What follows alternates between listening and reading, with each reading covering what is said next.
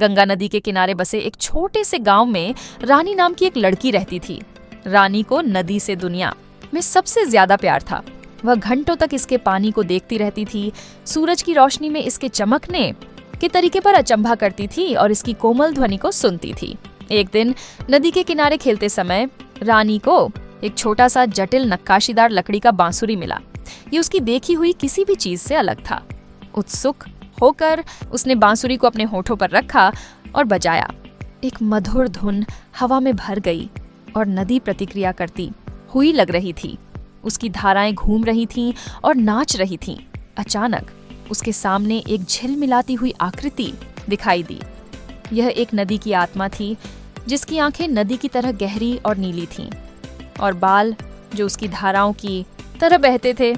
आत्मा रानी पर मुस्कुराई। तुम्हारा दिल बहुत दयालु है बच्ची, आत्मा ने कहा।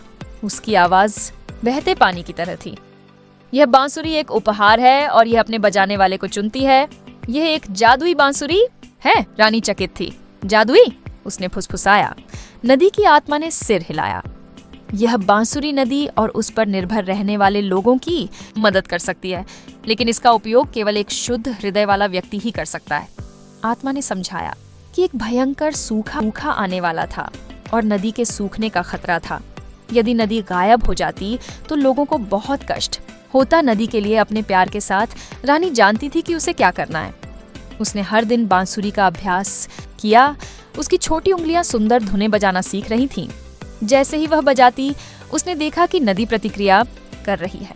पानी थोड़ा और तेजी से बहता था और किनारे के साथ के पौधे थोड़े और हरे भरे होते हुए लग रहे थे। जब सूखा आया तो नदी सिकुड़ने लगी।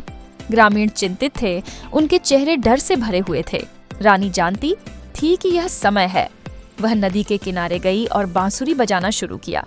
उसने पूरे दिल से बजाया, नदी के लिए अपना प्यार संगीत में डाल दिया। धुन मंत्र मुग्ध कर देने वाली थी।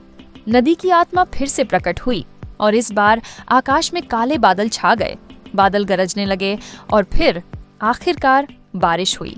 यह मूसलाधार बारिश हुई, नदी को भर दिया और प्यासी धरती को तृप्त कर दिया।